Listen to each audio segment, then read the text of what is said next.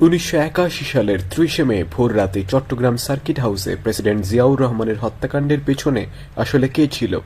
১ June মধ্যরাতে চট্টগ্রাম সেনানিবাসের ভেতরেই বা কিভাবে খুন হলেন জেনারেল মঞ্জুর? এটা কি এক ঢিলে দুই পাখি শিকার? দ্বিতীয় খুনের কাহিনী রাজনৈতিক অভিলাষ, ষড়যন্ত্র ও রক্তপাতের রুদ্ধশ্বাস এক বিবরণ। বাস্তব এই কাহিনী গোয়েন্দা গল্পকেও হার মানায়। মশহুর আলমের লেখা উপন্যাস দ্বিতীয় খুনের কাহিনী, আজ দ্বিতীয় পর্ব।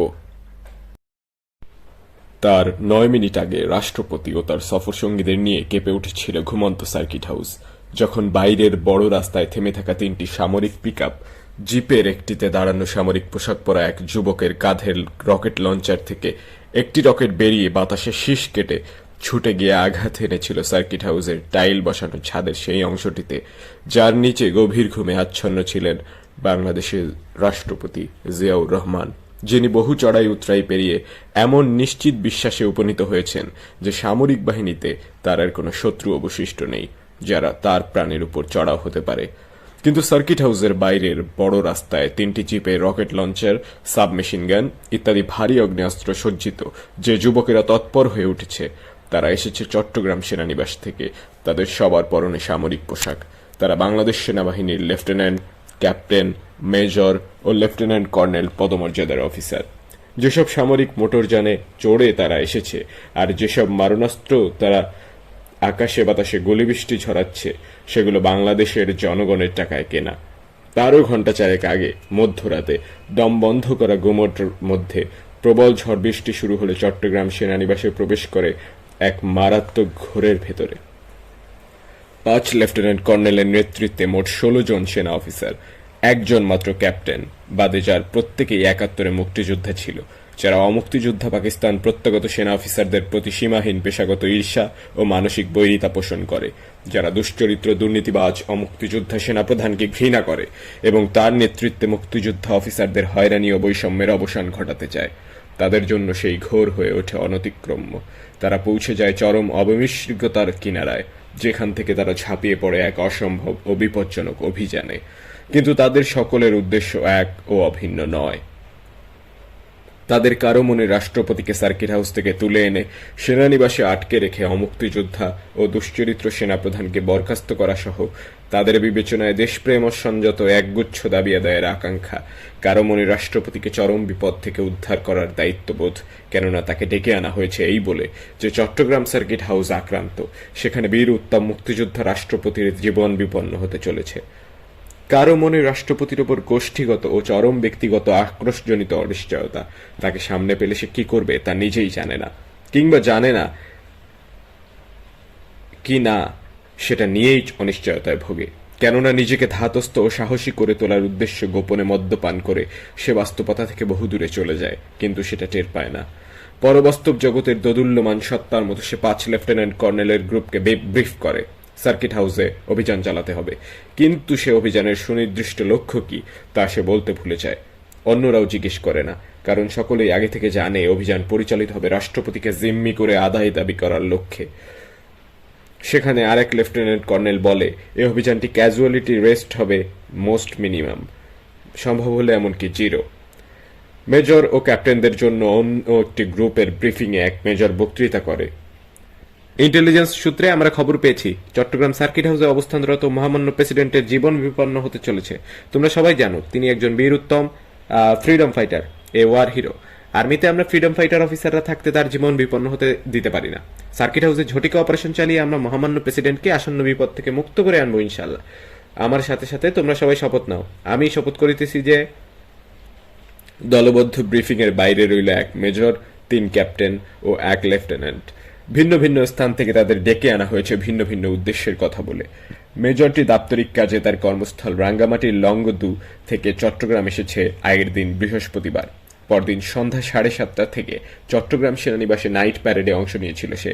প্যারেড শেষে খাওয়া দাওয়া সেরে যখন সে লংগদু ফেরার প্রস্তুতি নিচ্ছিল, তখনই শুরু হয় প্রবল ঝড় বৃষ্টি। সে অফিসারদের মেসের একটি কক্ষে আশ্রয় নেয়। মধ্যরাতের পর সেখানে আসে ২ লেফটেন্যান্ট কর্নেল। তারা মেজরকে বলে সার্কিট হাউসে প্রেসিডেন্টের জীবন বিপন্ন, তাকে উদ্ধার করতে হবে। লাফ দিয়ে উঠে দাঁড়ায় মেজর, যে প্রচণ্ড আবেগপ্রবণ একজন মুক্তিযোদ্ধা এবং মুক্তিযোদ্ধা রাষ্ট্রপতিকে প্রাণ দিয়ে ভালোবাসে। তাকে বিপদ থেকে উদ্ধার করে নিজেই গাড়ি চালিয়ে সেনানিবাসে নিয়ে আসার জন্য লাল গালিচা বিছানো ভিআইপি জিপ বের করে। আরেক লেফটেন্যান্ট কর্নেল এক ক্যাপ্টেনের বাসায় ফোন করে তাকে ডেকে নেয়। সে টেলিফোনে কোনো কারণ তাকে বলে না। ক্যাপ্টেন সামরিক পোশাক পরে অবিলম্বে লেফটেন্যান্ট কর্নেলটির সামনে উপস্থিত হলে সে তাকে বলে, তুমি নিশ্চয়ই জানো প্রেসিডেন্ট চট্টগ্রাম সার্কিট হাউসে আছে। তাকে আটক করে সোলজারদের কিছু দাবি দাওয়া আদায় করতে হবে। তোমাকে আমাদের সাথে থাকতে হবে। এক মেজর একই উদ্দেশ্যের কথা বলে আরেক ক্যাপ্টেনকে, যে খুব অল্প বয়সে মুক্তিযুদ্ধে অংশ নিয়েছিল জেড ফোর্সের একজন হয়ে, এবং সেক্টর কমান্ডার মেজর জি আর স্নেহভাজন হয়েছিল অল্প বয়স আর অপরিসীম সাহসিকতার কারণে। মেজরটি তাকে বলেছিল সার্কিট হাউসে কারো কোনো ক্ষতি করা হবে না, শুধু মুক্তিযোদ্ধা অফিসারদের দাবি দাওয়া নিয়ে আলোচনার জন্য রাষ্ট্রপতিকে সেখান থেকে সেনানিবাসে নিয়ে আসা হবে। ঝড়ের পরে আকাশ ভেঙে নামে প্রবল বৃষ্টি। তারই মধ্যে চট্টগ্রাম সেনানিবাসের পেছন দিক দিয়ে বেরিয়ে আসে একটি সাদা টয়োটা করোলা সেডান আর দুটি সামরিক পিকআপ জিপ। আঁকাবাঁকা পাহাড়ের সড়ক ধরে খুব সন্দর্পণে এগিয়ে চলে কালুরঘাট সেতুর দিকে। গাড়িগুলোর হেডলাইটের আলোর সঘন বৃষ্টির ছাট ভেদ করে বেশি দূর যেতে পারে না। সামনে ধোয়াটে অনুচ্ছতাকে দুর্ভেদ্য বলে মনে হয়। কালুরঘাট সেতুর পাশে এসে তিনটি গাড়ি থেমে দাঁড়ালো। এর মধ্যে বৃষ্টি ধরে এসেছে। সেতুর কাছে আগে থেকে অবস্থান করছে বান্দরবান থেকে আসা প্রথম ইস্ট বেঙ্গল রেজিমেন্টের দুটি প্লাটুন। এক মুক্তিযোদ্ধা মেজরের নিয়ন্ত্রণে সুবেদার ও নায়ক সুবেদার সহ প্লাটুনের সবাই সাধারণ সৈনিক। ঝড় বৃষ্টির মধ্যে এমন যুদ্ধ সাজে কেন তাদের এখানে অবস্থান নিতে হয়েছে সৈনিকরা তা জানে না। তাদের কেউ কেউ অনুমান করে শান্তিবাহিনীর সশস্ত্র বিদ্রোহীদের বড় কোনো দলকে এখানে মোকাবিলা করতে হতে পারে। রাষ্ট্রপতি চট্টগ্রাম এসেছেন, তিনি এখন সার্কিট হাউসে অবস্থান করছেন এবং সেনানিবাস থেকে কয়েকটি জিপে অফিসাররা সার্কিট হাউসের দিকে যাবে, এসবের কিছুই তাদের জানা নেই। বান্দরবান থেকে আসা দুই প্লাটুন সৈনিক ও তাদের কমান্ডারকে কালুরঘাট সেতুতে সতর্ক পাহারায় রেখে সেতুর অন্য পারে সাদা টয়োটা করোলা পার্ক করে তিনটি পিকআপ জিপে 16 জন সেনা অফিসার রওনা দিল চট্টগ্রাম সার্কিট হাউসের দিকে। তাদের সঙ্গে রয়েছে 3টি রকেট লঞ্চার, 11টি সাবমেশিন গান বা এসএমজি, 3টি গ্রেনেড ফায়ারিং রাইফেল ও একাধিক পিস্তল। বৃষ্টি পুরোপুরি থেমে গেছে। বইতে শুরু করেছে শীতল হাওয়া, কিন্তু পিকআপগুলির আরোহীদের রক্ত গরম। প্রবল থেকে প্রবলতর হয়ে ওঠে তাদের রক্তের ছুটোছুটি। তারপর রাতের শেষ প্রহরে 3টি সামরিক পিকআপ জিপ এসে দাঁড়ালো চট্টগ্রাম সার্কিট হাউসের গেটের সামনের রাস্তায়। একটি পিকআপ থেকে একজন লেফটেন্যান্ট কর্নেলের কাঁধের রকেট লঞ্চার ছুটে গেল। একটি রকেট ঘুমন্ত রাষ্ট্রপতির কক্ষ তাক করে ছোড়া রকেটটি লক্ষ্যভ্রষ্ট হয়ে সার্কিট হাউসের ছাদের একাংশ উড়িয়ে নিয়ে গেল। তারপর এক মেজরের কাঁধে ফেলা রকেট লঞ্চার থেকে আরেকটি রকেট ছুটে গিয়ে আঘাত হানল বাংলোতে ঢোকার মূল দরজার ঠিক ওপরে। দরজাটি যে কাঠের বারান্দা দিয়ে ঘেরা, তার উপরের দিকে দেয়ালের কিছু অংশ ভেঙে পড়ল বাংলোর ভিতরে, নিচতলার অভ্যর্থনা হলের সামনে। সেখানে সোফায় ঘুমাচ্ছিল যে তরুণ প্রোটোকল অফিসার, সে তড়াক করে লাফিয়ে উঠে পরিমরি করে গিয়ে ছুটে লুকালো বাংলোর শেষ মাথায় ডাইনিং হলের টেবিলের নিচে। আক্রমণকারীরা রাস্তা থেকেই আকাশে বাতাসে সাবমেশিন গানের গুলি ছুটতে ছুটতে সার্কিট হাউসের প্রধান প্রবেশ পথের দিকে এগিয়ে গেল। দৃশ্যত সার্কিট হাউসের প্রহরায় নিয়োজিত পুলিশ ও প্রেসিডেন্ট গার্ড রেজিমেন্টের সদস্যদের ভয় দেখিয়ে নিষ্ক্রিয় করার উদ্দেশ্য। ঝড় বৃষ্টির পরে প্রকৃতির মতো প্রহরীদের মধ্যেও দেখা দিয়েছে জবুথবু ভাব। তাদের অধিকাংশই ঘুমিয়ে পড়েছিল। গুলির শব্দে ঘুম ছুটে গেলে তারা এলোমেলো গুলি চালাতে আরম্ভ করে, কিন্তু বেশিক্ষণ তা অব্যাহত রাখতে পারে না। প্রতিপক্ষের প্রবল আক্রমণের মুখে প্রধান প্রবেশপথের পুলিশ প্রহরীরা অচিরেই অস্ত্র ফেলে দিয়ে মাটিতে উবু হয়ে শুয়ে পড়ে, কিংবা বুকে হামা দিয়ে আতঙ্কিত সরীসৃপের মতো এদিক সেদিক পালিয়ে যাওয়ার চেষ্টা করে। তখন পাল্টা গুলি আসতে শুরু করে সার্কিট হাউসের বাংলোতে ঢোকা দরজায় প্রহরারত প্রেসিডেন্ট গার্ড রেজিমেন্টের সদস্যদের স্বয়ংক্রিয় চীনা রাইফেল থেকে। আক্রমণকারীরা সেদিকে লক্ষ্য করে সাবমেশিন গান থেকে এক পশলা বুলেট বৃষ্টি ঝরালে পাল্টা গুলি আসা বন্ধ হয়ে যায়। এ সময় পুলিশের এক কনস্টেবল হাতের অস্ত্র ফেলে দিয়ে ছুটে যায় বাংলোর দরজার দিকে। হয়তো ভাবে ভেতরে ঢুকে পড়তে পারলে প্রাণে রক্ষা পাবে, কিন্তু বাংলোর দরজার সামনে বারান্দার সিঁড়িতে এক পা রাখতেই পেছন থেকে তার পিঠে এসে লাগে সাবমেশিন গানের গুলি। সে মুখ থুবড়ে পড়ে বারান্দার কাঠের মেঝেতে, যেখানে ইতিমধ্যে নিজের রক্তে ভেসে যাচ্ছে প্রেসিডেন্ট গার্ড রেজিমেন্টের এক সৈনিক, যার গলা থেকে ঘর ঘর শব্দের সঙ্গে বেরিয়ে আসছে মিহি চিকুন গোঙানির আওয়াজ। পুলিশ সদস্যটি মাথা তুলে পাশ ফিরে তাকানোর চেষ্টা করে, কিন্তু তার মাথাটা মেঝে থেকে সামান্য উপরে উঠেই ফের থপাস করে শব্দ করে পড়ে যায় কাঠের মেঝেতে, যেখানে গরম রক্ত জমে উঠেছে বেশ পুরু হয়ে। রক্তের কাঠের মেঝেতে তার বাম গলাটি আছড়ে পড়লে থপাস শব্দে রক্ত ছিটকে যায় চারিদিকে। তার গলার গভীর থেকে বেরিয়ে আসা আর্তনাদ, আল্লাহ! সামরিক যুবকেরা আকাশে বাতাসে গুলিবৃষ্টি ছড়াতে ছড়াতে পিকআপ জিপ শুদ্ধ ঢুকে পড়ে সার্কিট হাউসের লনের ভেতরে। বাংলোর দরজার সামনে এসে তারা দুপদাপ জিপ থেকে লাফিয়ে নামে। ডানে বামে সাবমেশিন গানের নল ঘুরিয়ে আবার ফাঁকা গুলি চালিয়ে বাংলোতে প্রবেশের মূল দরজার সামনের বারান্দায় উঠে পড়ে। সেখানে রক্তের বামে যেতে গুলিবিদ্ধ দুই প্রহরীর দেহ লাফ মেরে ডিঙিয়ে যায় এবং আকাশ মুখে গুলি করতে করতে কে কোথায় আছে, হাতিয়ার ফেলে দিয়ে শুয়ে পড়ো বলে চিৎকার করতে করতে ঢুকে পড়ে সার্কিট হাউসের মূল বাংলোর ভেতরে। কিন্তু সিঁড়ির গোড়ায় দাঁড়ানো রাষ্ট্রপতির গার্ড রেজিমেন্টের সৈনিকদের একজন স্বয়ংক্রিয় চীনা রাইফেল গর্জে ওঠে, ফলে সঙ্গে সঙ্গে বিপরীত দিকে থেকে এক ঝাঁক বুলেট গিয়ে বিদ্ধ করে তাকে এবং তার ছিন্ন ভিন্ন দেহটি সিঁড়ির পাশের দেয়ালে আছাড় খেয়ে মেঝেতে পড়ার আগেই তার হাতের স্বয়ংক্রিয় রাইফেল সশব্দে পড়ে যায় কাঠের মেঝেতে। গার্ড রেজিমেন্টের অন্য সৈনিকেরা এদিক সেদিক পালিয়ে নিজ প্রাণ রক্ষা করে। আক্রমণকারী যুবকদের কয়েকজন অস্ত্র উঁচিয়ে নিচতলার করিডরের এমাথা ওমাথা দাপিয়ে বেড়ায়। কয়েকজন চিৎকার করতে করতে এক এক লাফে সিঁড়িতে তিনটি ধাপ করে উঠে যেতে থাকে দোতলায়। দোতলার করিডরে কেউ নেই। প্রেসিডেন্ট গার্ড রেজিমেন্টের সদস্যরা নিজেদের প্রাণ নিয়ে সরে গেছে রাষ্ট্রপতির সুইটের দরজা থেকে। হঠাৎ করিডরের শেষ মাথায় একটি কক্ষের দরজা খুলে যায়। স্বয়ংক্রিয় চীনা রাইফেল হাতে বেরিয়ে আসে প্রেসিডেন্ট গার্ড রেজিমেন্টের তরুণ অফিসার 6 ফুট দীর্ঘ ক্যাপ্টেন হাফিজ।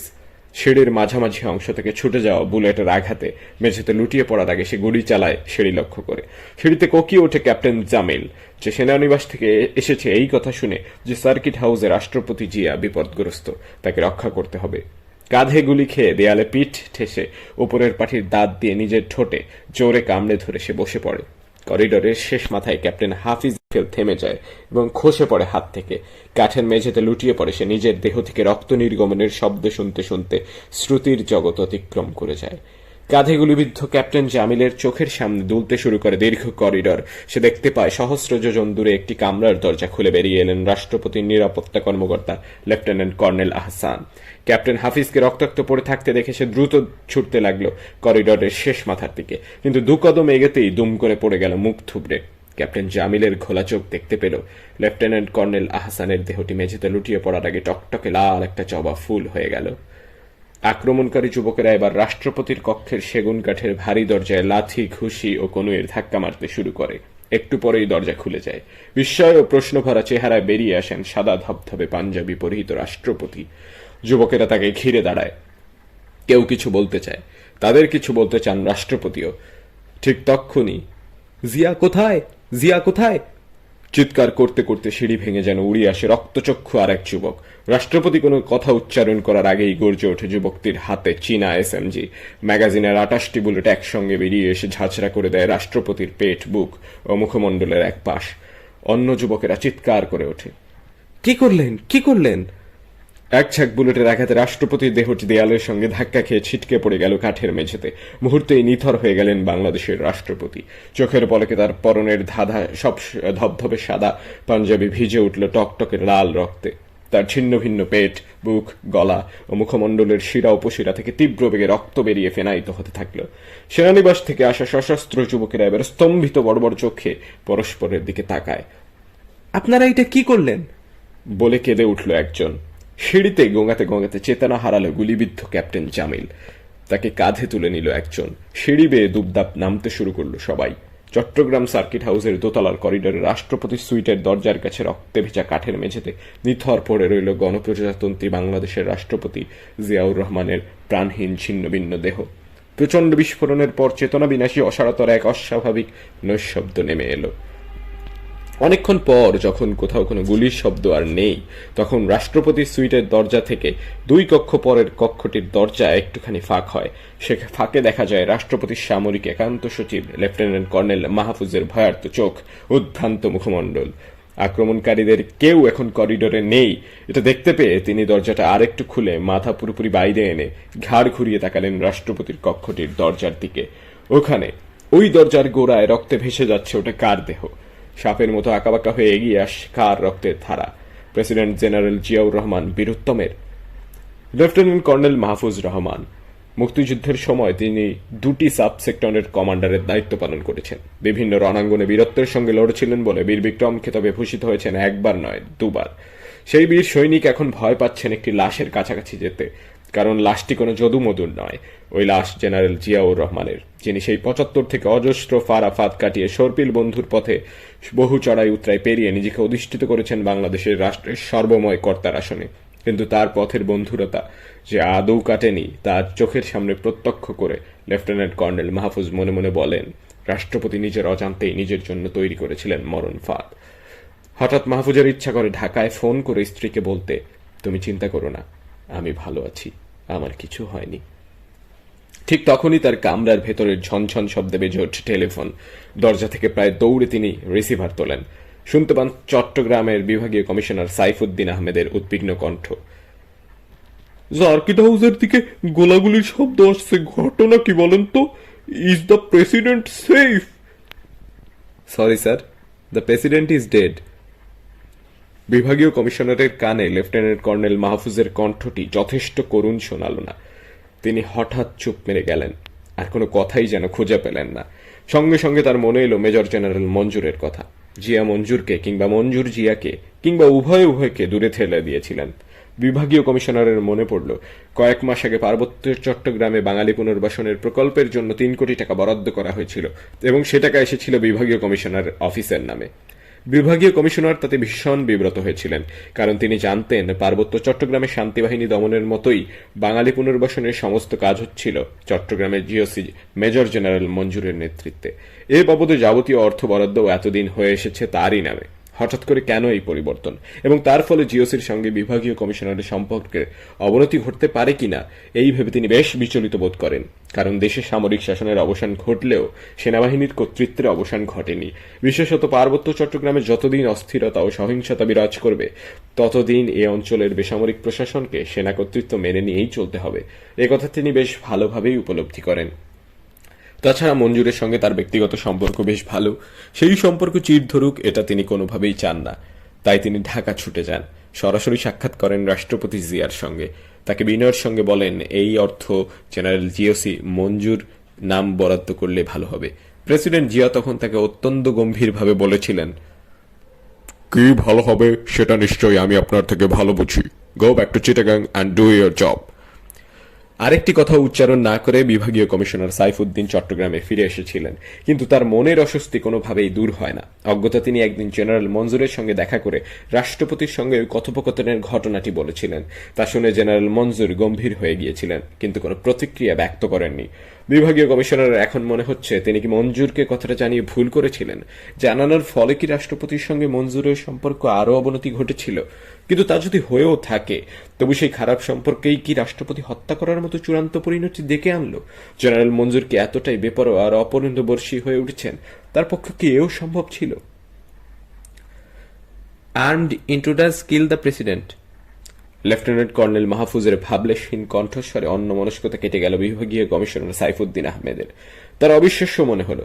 তিনি মাহফুজকে জিজ্ঞাসা করতে চাইলেন, আপনি সত্য বলছেন তো?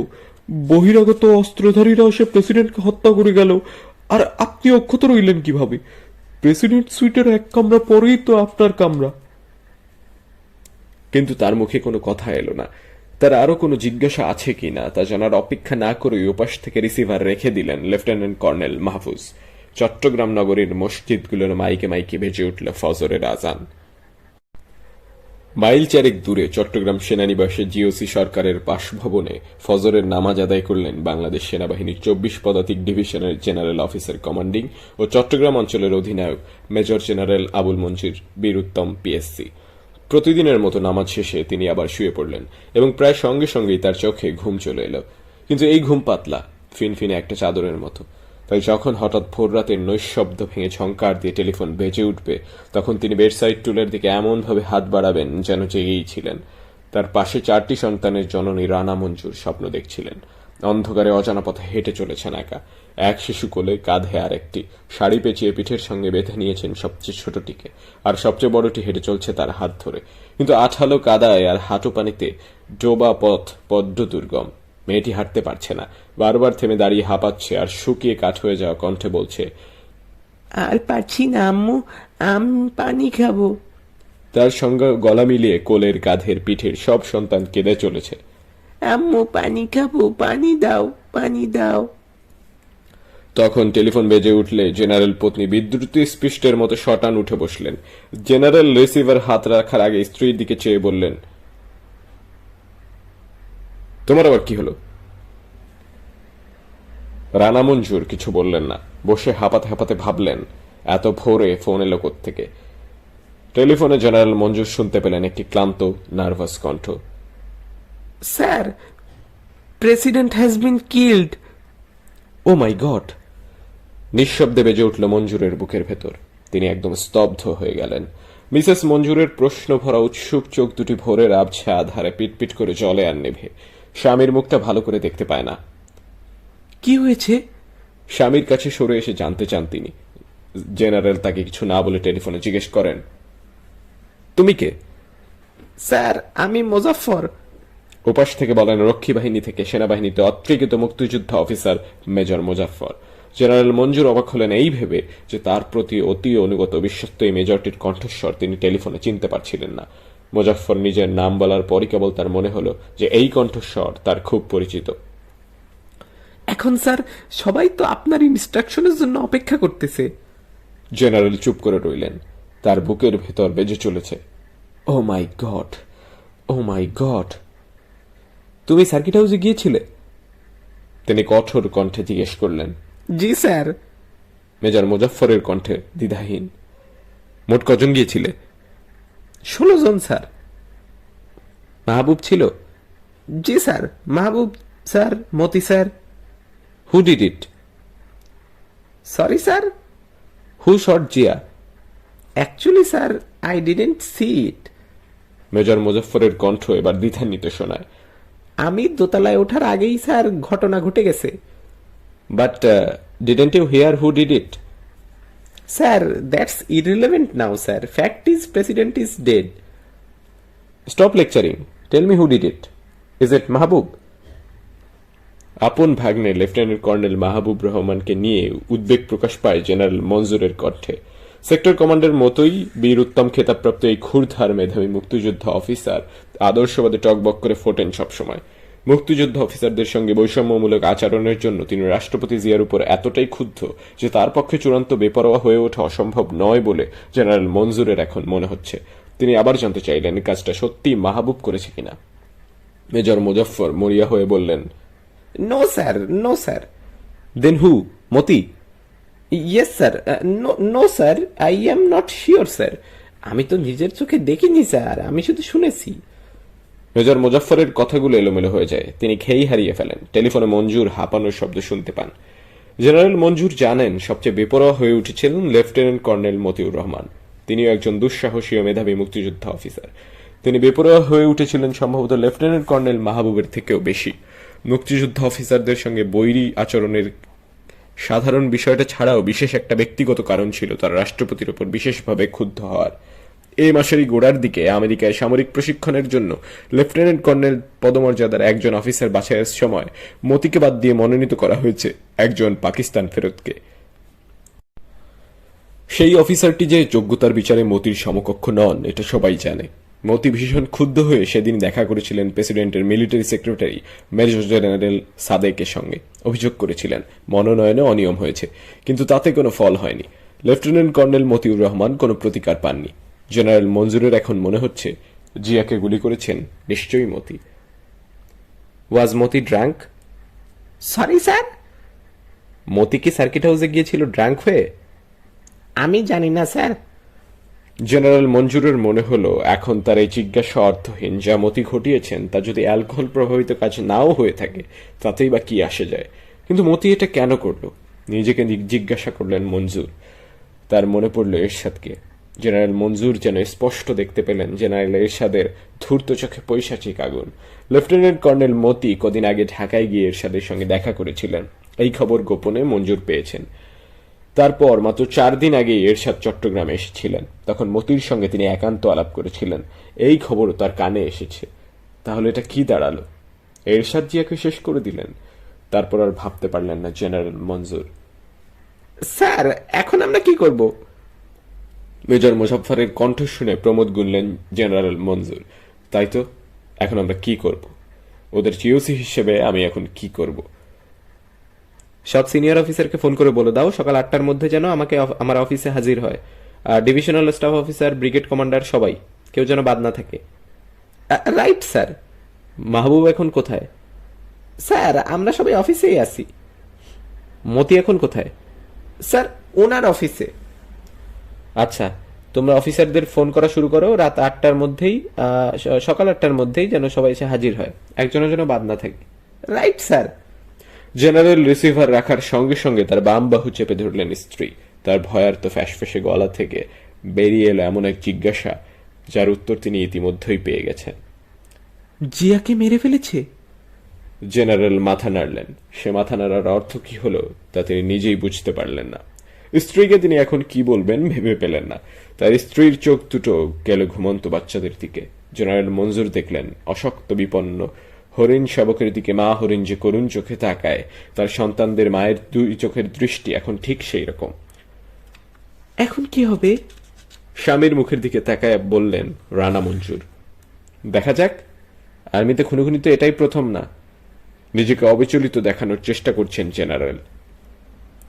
কিন্তু জিয়া তো পপুলার, আর ঘটনাও এসে ঘটলোই চিটাগাঙে। দেশে কি আর কোনো জায়গা ছিল না?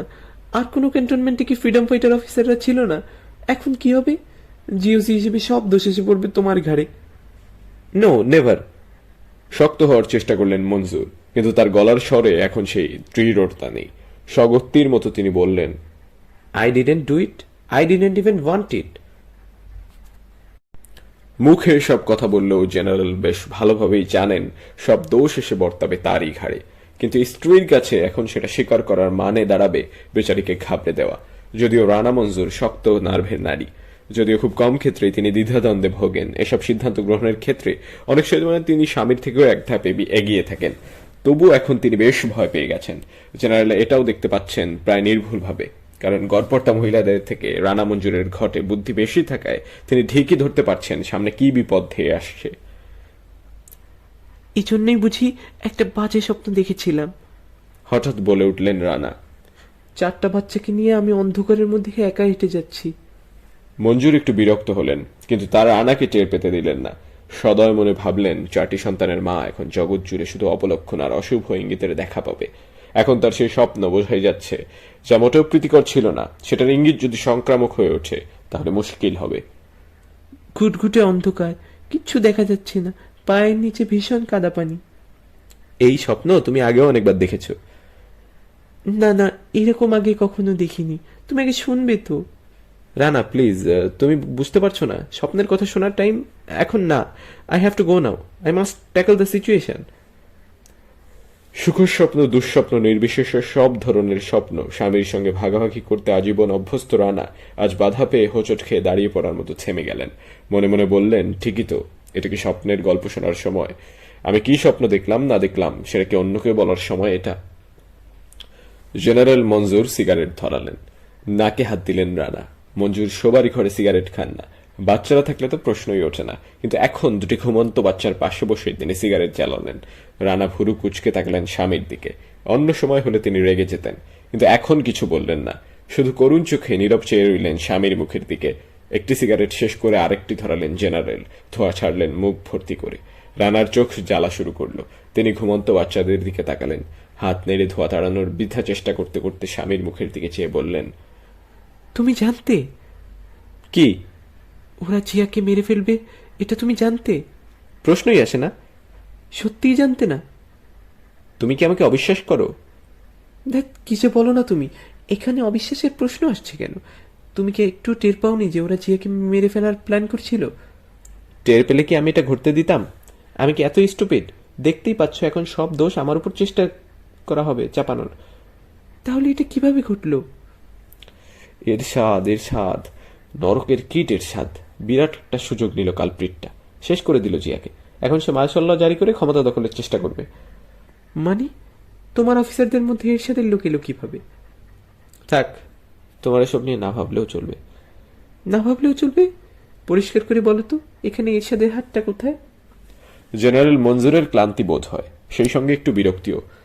তিনি কি করে এই মহিলাকে বোঝাবেন যে সেনাবাহিনীর ভেতরে জটিল কুটিল নানা হিসাব নিকাশ কাজ করে, সবসময় চলে ছোট বড় নানা রকমের ষড়যন্ত্র। তিনি নিজেই বা সেসবের কতটুকু ঠিকঠাক বোঝেন তাও তিনি জানেন না।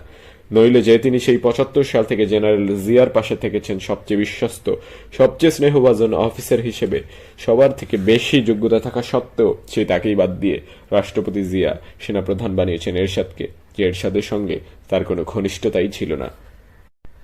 এটা জিয়ার কোন হিসাব? কি চেয়েছেন জিয়া এরশাদকে সেনাপ্রধান বানানোর মধ্যে দিয়ে? আর এরশাদ কি ধূর্ত, কি ধুরন্ধর! পেছে পেছে মুক্তিযুদ্ধ অফিসারদের ঢাকা থেকে তাড়িয়েছেন।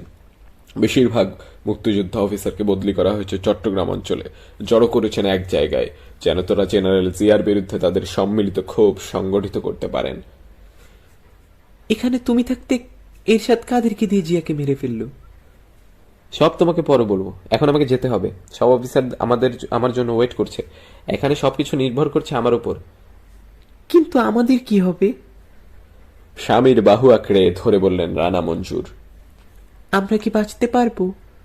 ঘুমন্ত বাচ্চাদের দিকে তাকালেন জেনারেল, তারপর স্ত্রীর মুখের দিকে তাকিয়ে বললেন, কেন ভয় পাচ্ছ Rana? Did I do anything wrong? আমার কি হবে? আমার কিচ্ছু হবে না। খাট থেকে নেমে এলেন জেনারেল। বাথরুমে ঢুকে চোখে মুখে পানির ছাপটা দিয়ে বেরিয়ে এসে ব্যস্তভাবে ঘুমের পোশাক ছেড়ে প্যান্ট ও একটা হাফ হাতা শার্ট পরে নিলেন। শার্টের কলারটি উল্টে রইল, তিনি তা দেখতে পেলেন না। রানা দেখলেন, কিন্তু কিছু বললেন না। তিনি চেয়ে রইলেন স্বামীর দিকে।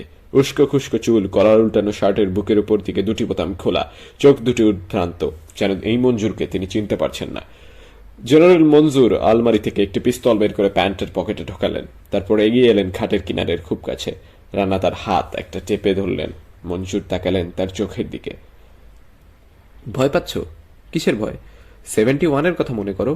সেই ওয়েস্ট পাকিস্তান থেকে যদি ওই বিপদের পথ থেকে আমরা বেরিয়ে আসতে পারি, যুদ্ধ করে দেশ স্বাধীন করতে পারি, তাহলে এটা কোন বিপদ? তাছাড়া আল্লাহর বিচার তো আছে নাকি? অন্যায় যদি আমি কিছু করে থাকি তাহলে বিচার হবে, আর যদি না করে থাকি তাহলে ভয় পাওয়ার কি আছে? সব ঠিক থাকবে তো? রানা স্বামীর হাতটি আরো শক্ত করে চেপে ধরে বললেন, অবশ্যই ঠিক থাকবে না কেন? এখন আমাকে যেতে হবে। আজ বাচ্চাদের স্কুলে পাঠানোর দরকার নাই। জেনারেল আস্তে করে স্ত্রীর হাতের বাঁধন থেকে নিজেকে মুক্ত করে সরে এলেন। তারপর আর পেছনে না তাকিয়ে দ্রুত পায়ে বেরিয়ে এলেন বাসা থেকে। কিন্তু গেটের বাইরে বেরিয়ে তার পা দুটি হঠাৎ থেমে গেল।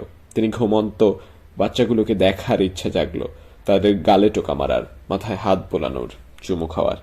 হঠাৎ নিজেকে ভীষণ দুর্বল মনে হলো তার, এবং তিনি যে এত দুর্বল তা আবিষ্কার করে তিনি বিস্মিত হলেন। তার মনে হলো এই মঞ্জুরকে তিনি চিনতেন না। দাঁড়িয়ে রইলেন কিছুক্ষণ, তারপর ঠোঁট শক্ত করে গটগট করে হেঁটে গেলেন গাড়ির গ্যারেজের দিকে। স্বামী বেরিয়ে যাওয়ার পর রানা খাট থেকে নেমে জানালায় গিয়ে দাঁড়ালেন। বাইরে ভোরের আলো সবাই ফুটতে শুরু করেছে। রাতে বৃষ্টি হয়েছে বলে বাতাস শীতল, পাখিরা ডাকাডাকি করছে। কাছেই কোথাও ভীষণ চিৎকার করছে কয়েকটি কাক। কিছু নিয়ে একটা যেন ভীষণ ঝগড়া চলছে ওদের মধ্যে। হঠাৎ রানার বুকের ভেতরটা মোচড় দিয়ে উঠল। তিনি ছুটে গিয়ে পাগলের মতো চুমে খেতে থাকলেন ঘুমন্ত দুই শিশু সন্তানের চোখে মুখে। তারপর হঠাৎ এক লাফে খাট থেকে নেমে ছুটে গেলেন পাশের ঘরে, যেখানে এক খাটে পাশাপাশি হয়ে এলোমেলো ছুঁয়ে আছে আরো দুটি সন্তান। মেয়েটি সবে পা রেখেছে 13-তে, তার পিঠোপিঠি ছেলেটির এখন 10.5। এই দুজনকে নিয়ে 10 বছর আগে এক গভীর অন্ধকার রাতে পাকিস্তানের কোয়েটা থেকে পালিয়ে হেঁটে দীর্ঘ পথ পেরিয়ে অবশেষে ঢুকেছিলেন ভারতে। ততদিনে মুক্তিযুদ্ধ শুরু হয়ে গেছে। সেই রাতে পালিয়ে আসার সময় রানা পাশে মঞ্জুরের সঙ্গে আরো ছিল তাহের ভাই, কর্নেল আবু তাহের, যিনি আজ আর নেই। হঠাৎ কর্নেল তাহেরের জন্য রানার বুকটা হু হু করে উঠল, আর মনে পড়ল লুৎফা ভাবির মুখখানা। তার সঙ্গে আর দেখা হয়নি কতদিন। কেমন আছেন তিনি? তার ছেলেমেয়েরা? স্বামী হারানোর পর কেমন হয় নারীর জীবন? বাবা হারানো ছেলেমেয়েরা বড় হয় কি করে? জিয়া ভাবি, অর্থাৎ রাষ্ট্রপতি জিয়াউর রহমানের পত্নীর কথা মনে পড়ল রানার। যদিও এই মহিলাকে তিনি পছন্দ করতেন না, নিজে মাস্টার্স ডিগ্রি পাশ বলে খালেদা জিয়ারকে মূর্খ মনে করতেন। আজ তার জন্য রানার বেদনা হলো। জিয়া ভাবিও আজ থেকে লুৎফা ভাবির মতোই বিধবা হলেন। তার দুটি ছেলে আজ থেকে লুৎফা তাহেরের সন্তানদের মতোই এতিম। মঞ্জুর নিশ্চয়ই এতটা চায়নি, নিশ্চয়ই না। ঘুমন্ত ছেলেটিকে বুকের মধ্যে শক্ত করে চেপে নিয়ে দু চোখ বন্ধ করলেন রানা মঞ্জুর। বাইরে থেকে কাকেরা তারস্বর চিৎকার করতে লাগলো, যেন তারা রাষ্ট্রপতি হত্যার ঘটনায় ভীষণ ক্ষেপে গিয়ে প্রতিবাদ জানাচ্ছে। তার আগে ভোরের আধার কাটতে যখন অনেক দেরি, লালখান বাজারের একটি বাসায় দুঃস্বপ্ন দেখতে দেখতে বিছানায় উঠে বসেন চট্টগ্রাম সম্মিলিত সামরিক হাসপাতালের গ্রেডের specialist lieutenant colonel A.Z. Tofail Ahmed. স্বপ্নে তিনি দেখছিলেন চট্টগ্রাম সিএমএইচ এর পাশের মাঠে জড়ো হয়েছে দুদল সৈন্য। মাঠের দুপ্রান্ত থেকে তারা পরস্পরের দিকে অবিরাম গুলি বর্ষণ করে চলেছে, আর উভয় পক্ষের শত শত সৈন্য গুলি খেয়ে ঢলে ঢলে পড়ে যাচ্ছে। কতক্ষণ ধরে গোলাগুলি চলেছে তার হিসাব নেই। পুরো মাঠ ভরে উঠল সৈন্যদের লাশে। কোনো পক্ষের একজন সৈন্য জীবিত রইল না, কিন্তু গোলাগুলির শব্দ চলতেই থাকলো। এই অবস্থায় ঊর্ধ্বতন অফিসাররা বলাবলি করছেন খুব তাড়াতাড়ি লাশগুলোর ময়নাতদন্ত শুরু করতে হবে। এত লাশ এভাবে খোলা মাঠে বেশিক্ষণ পড়ে থাকলে জঙ্গল থেকে সব শিয়াল বেরিয়ে আসবে। গোলাগুলির শব্দের মধ্যে সব কথা শুনতে শুনতে লেফটেন্যান্ট কর্নেল তোফায়েলের ঘুমের ঘোরেই বলে ওঠেন। তারপরেও তার কানে বাজতে থাকে গোলাগুলির শব্দ। এসব কি হচ্ছে বা আদৌ কিছু হচ্ছে কিনা তিনি বুঝতে পারেন না। পাশে ঘুমন্ত স্ত্রীর কাঁধ ধরে একটু ঝাঁকুনি দেন। স্ত্রী চমকে উঠে বসেন, চোখ বড় বড় করে তাকান তার সামনে বসে থাকা স্বামীর মুখের দিকে, এবং কি হয়েছে ধরনের কিছু জিজ্ঞেস করার আগেই ধারণা করে নেন তার স্বামীর ঘুম কেন ভাঙালেন। কারণ বাইরে প্রচন্ড গোলাগুলির শব্দ হচ্ছে। গোলাগুলির আওয়াজ না? স্ত্রী প্রথম জিজ্ঞেস করলেন স্বামীকে। বুঝে নিলেন স্বামী শুনতে পেয়েছেন গোলাগুলির আওয়াজ। হ্যাঁ, শুনতে পাবো না কেন? ভীষণ গোলাগুলি হচ্ছে। কোথায়? কারা গোলাগুলি করছে? কিসের জন্য? কিছুই তো বুঝতে পারছি না।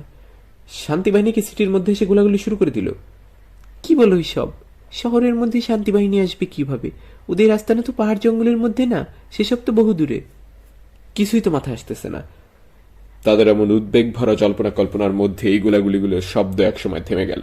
তারা আবার শুয়ে পড়লেন এবং কিছুক্ষণের মধ্যেই ফিরে গেলেন ভোর রাতের অতি প্রিয় ঘুমের রাজ্যে। কিন্তু কিছুক্ষণ পরই আবার তাদের ঘুম ভাঙিয়ে দিল telephone. Lieutenant colonel Tofail phone receive করতে শুনতে পেলেন তার ঊর্ধ্বতন অফিসার চট্টগ্রাম সিএমএইচ এর second in command lieutenant colonel Mohammad Kamal উদ্দিনের কণ্ঠস্বর।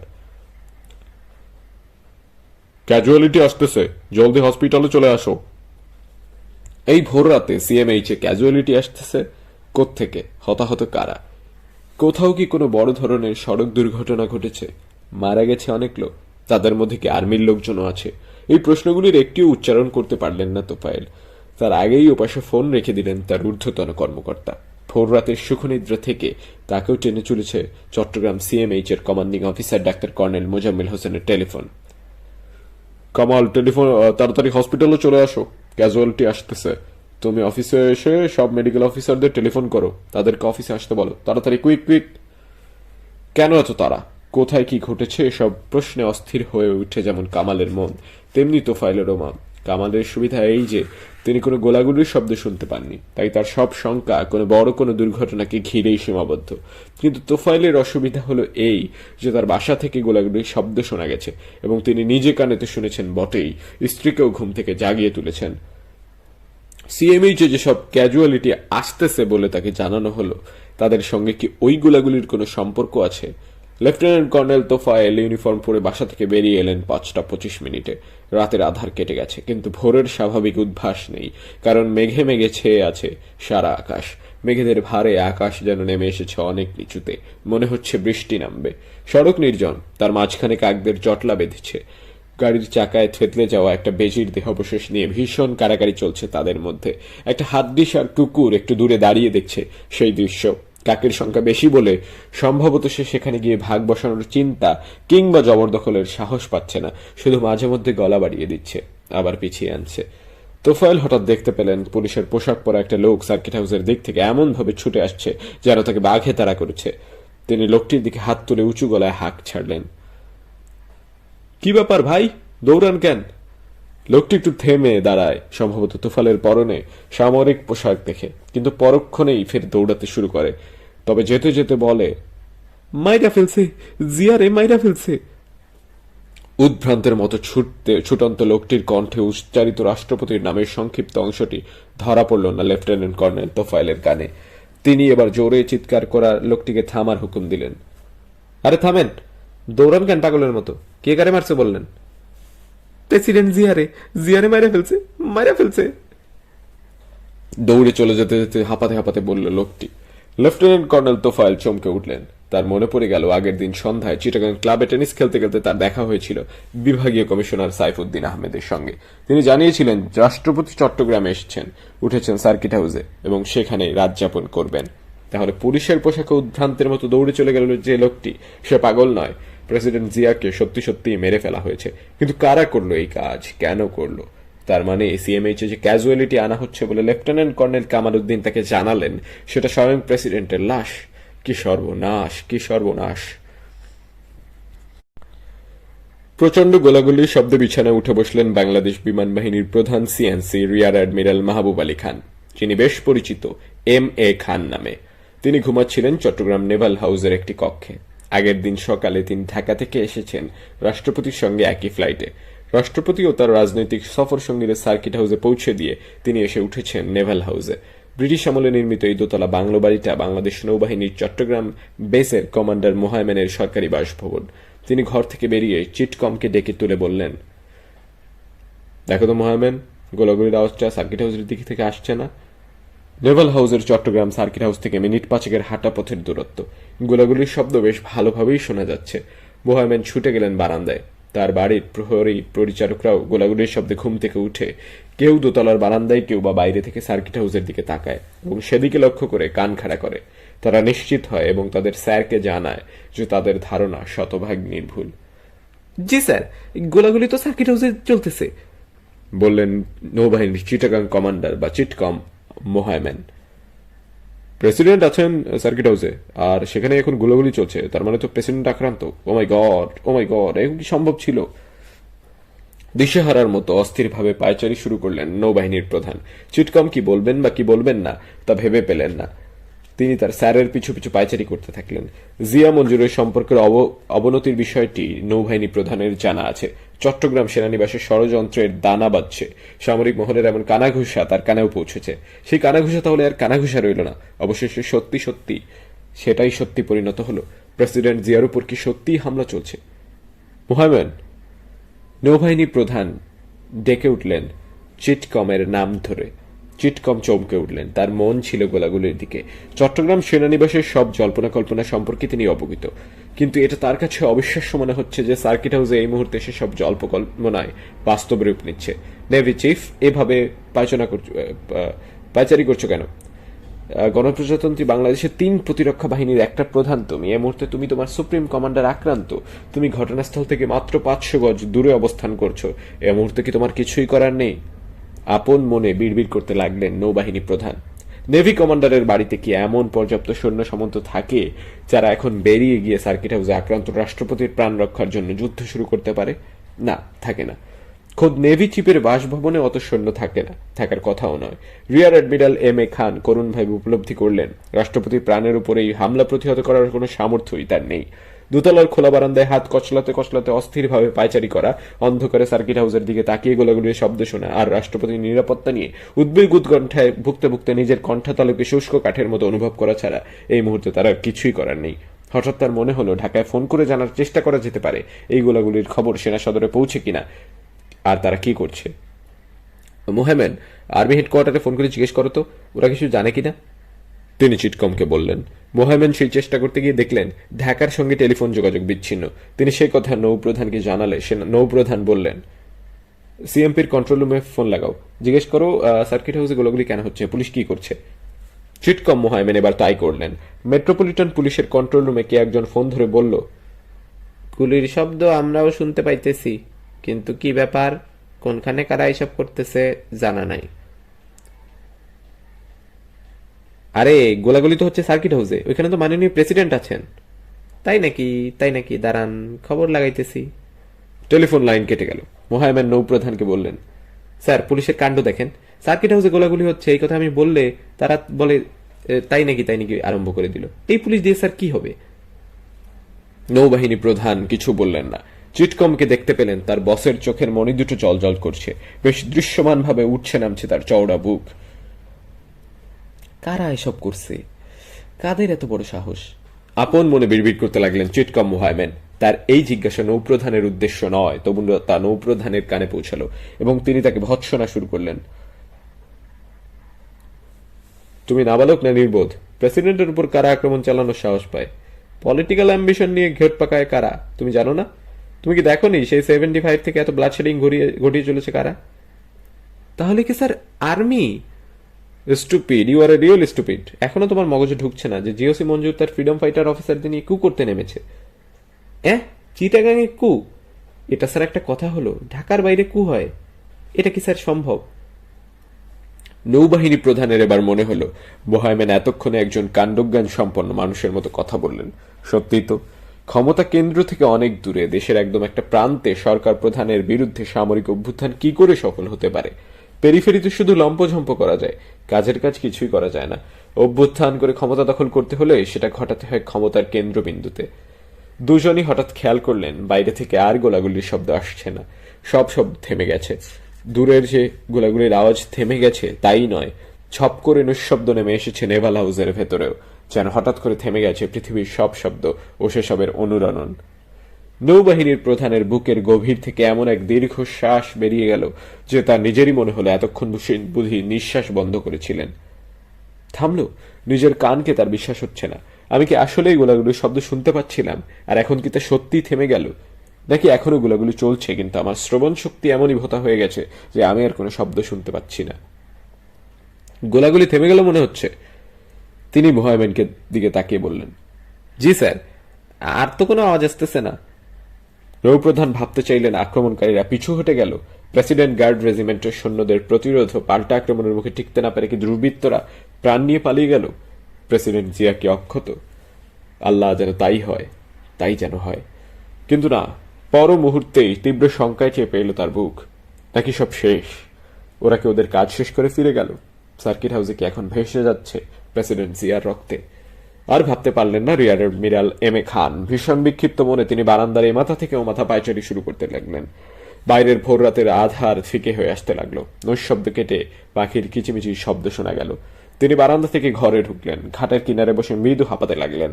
বোহাইম্যানও তার পিছু পিছু ঘরে ঢুকলেন, দাঁড়িয়ে রইলেন ঘরের মাঝখানে। নৌপ্রধান তাকে বললেন, সার্কিট হাউসে লোক পাঠাও, ওরা গিয়ে দেখে আসুক ওখানকার অবস্থা কি। বোহাইম্যান কাচুমুচু ভঙ্গিতে বললেন, এখন সেখানে কি লোক পাঠানো ঠিক হবে স্যার? আর্মি যদি কু করে থাকে তাহলে কি ওদের সার্কিট হাউস কন্ট্রোলে নিয়ে নেওয়ার কথা না? সেখানে নেভির লোক পাঠানো। ইউনিফর্ম খুলে সিভিল ড্রেস পরে যেতে বলো, ওরা গিয়ে দেখে আসুক ওখানে আর্মি এখন আছে না গোলাগুলি করে চলে গেছে। আর্মি থাকলে দূর থেকে দেখে চলে আসবে, তাড়াতাড়ি লোক পাঠাও। চিটকম বোহাইম্যান তার বাসভবনের প্রহরার দায়িত্বে নিয়োজিত নৌসেনাদের মধ্যে 3 জনকে ইউনিফর্ম ছেড়ে বেসামরিক পোশাক পরে সার্কিট হাউসের দিকে যাওয়ার নির্দেশ দিলেন। তারা শার্ট প্যান্ট পরে বেরিয়ে এলো নেভাল হাউস থেকে। রাস্তা ও আশেপাশের পুলো এলাকা ভীষণ নির্জন। সার্কিট হাউসের দূরত্ব এমন নয় যে গাড়ি নিয়ে যেতে হবে, পায়ে হেঁটেই 3-4 মিনিটে সেখানে পৌঁছা সম্ভব। তবু তারা একটা জিপ বের করলো। বিপদ দেখে দৌড়ে পালাতে গিয়ে পিছন থেকে গুলিবিদ্ধ হয়ে প্রাণ হারানোর তুলনায় এটা অপেক্ষাকৃত কম ঝুঁকিপূর্ণ হবে বলে তাদের মনে হলো। সার্কিট হাউসের প্রধান ফটকে কেউ নেই। হাট করে খোলা লোহার গেটটি দেখে মনে হচ্ছে ভেতরে এমন কেউই নেই যাকে পাহারা দেওয়ার প্রয়োজন। তবু সেই নির্জন গেটের সামনে দাঁড়িয়ে ভেতরে ঢুকবে কি ঢুকবে না এমন দোদুল্যমানতায় ভুগছে বাংলাদেশ সেনাবাহিনীর 6 স্বতন্ত্র বিমান বিধ্বংসী ব্রিগেডের অধীন চট্টগ্রাম রেজিমেন্টের ক্যাপ্টেন বাবর। হালকা পাতলা তরুণটির পরনে ঘন নীল ট্রাউজার, ধবধবে সাদা টি শার্ট ও পায়ে নীল ক্যানভাসের কেটস দেখে মনে হতে পারে এত ভোরে সে বের হয়েছে জগিং করতে, কিন্তু তা নয়। সে তার লালখান বাজারের বাসা থেকে দৌড়ে এসেছে সার্কিট হাউসের ভেতরে ঢোকার প্রবল ইচ্ছা নিয়ে। গোলাগুলির শব্দে ঘুম ভাঙার সঙ্গে সঙ্গে সে উঠে পড়েছিল তাদের দোতলা বাড়িটার ছাদে। সেখানে দাঁড়িয়ে নির্ভুলভাবে ধরে ফেলেছিল যে গোলাগুলি চলছে সার্কিট হাউসেই। আর যেহেতু তার জানা ছিল যে সেখানে আছেন রাষ্ট্রপতি জিয়াউর রহমান, যাকে সে ভীষণ ভালোবাসে, তাই গোলাগুলির শব্দে তার কানে তালা লাগিয়ে গিয়েছিল। তার ভাবতে কষ্ট হচ্ছিল যে রাষ্ট্রপতি জিয়ার উপর হামলা চলছে। সে মনে মনে কামনা করছিল যারা তার প্রিয় রাষ্ট্রপতিকে হত্যা করার জন্য সার্কিট হাউসের উপর চড়াও হয়েছে তারা যেন প্রেসিডেন্ট গার্ড রেজিমেন্টের রক্ষীদের হাতে সদল বলে মারা পড়ে, এবং অচিরেই যেন গোলাগুলি থেমে যায়, যেন সে অবিলম্বে সার্কিট হাউসে ছুটে যেতে পারে এই আশায় যে সেখানে তার প্রিয় রাষ্ট্রপতিকে দেখতে পাবে অক্ষত অবস্থায়। তাকে অবাক করে দিয়ে গোলাগুলির শব্দ সত্যিই খুব তাড়াতাড়ি থেমে যায়, কিন্তু আধার কাটে না। ছাদে দাঁড়িয়ে এসে দেখতে পায় আধারময় আকাশটা নেমে এসেছে খুব নিচে, যেন হাত বাড়ালেই ছোঁয়া যাবে। সে আকাশের কোথাও একটি তারা নেই। ভূষা কালির মতো অন্ধকার নিয়ে তৈরি একটা শামিয়ানা যেন ঝুলে রয়েছে পৃথিবীর উপর। তখন তার মনে সংশয় জাগে সে যে স্বপ্ন দেখছে কিনা, কারণ বাস্তবে এমন আকাশ সে এর আগে কখনো দেখেনি। এর আগে কখনো তার এখন এমন মনে হয়নি যে ভোরবেলা সময় থমকে দাঁড়াবে এবং মনে হবে যে আর কখনো সূর্য উঠবে না।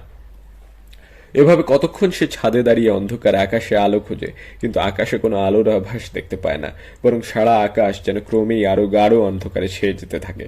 সে ভীষণ অবাক হয়, কারণ মসজিদের মাইকে ফজরের আজান বেজে যাওয়ার যতক্ষণ পরে ভোরের আলো ফোটার কথা, তার চেয়ে অনেক বেশি সময় পেরিয়ে গেছে বলে তার মনে হয়, কিন্তু ভোর হওয়ার কোনো লক্ষণ সে দেখতে পায় না।